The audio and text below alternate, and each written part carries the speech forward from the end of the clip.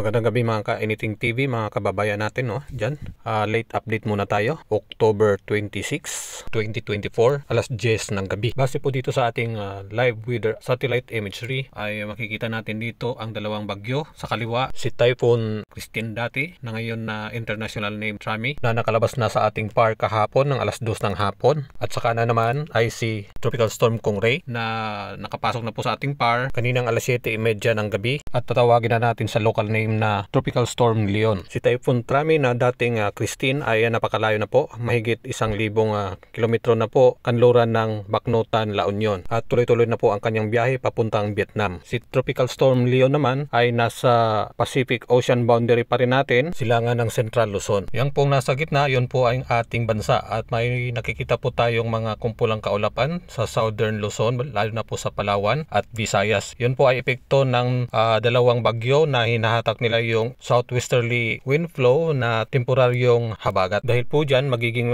maulap ang kalangitan at posible mga pag-ulan sa Western Visayas, Palawan, Occidental Mindoro, Negros Island Region at Zamboanga Peninsula. Ito naman ang kanilang mga forecast track sa susunod na mga araw. Si Tropical Storm Leon ay hindi po natin nakikitaan na magka-landfall scenario, pero lalapit po ito sa Northern Luzon at sa Extreme Luzon at magpapaulan po doon. Bagyang maulap lang po sa titirang bahagi ng bansa dahil po sa localized thunderstorms. Please paki-share.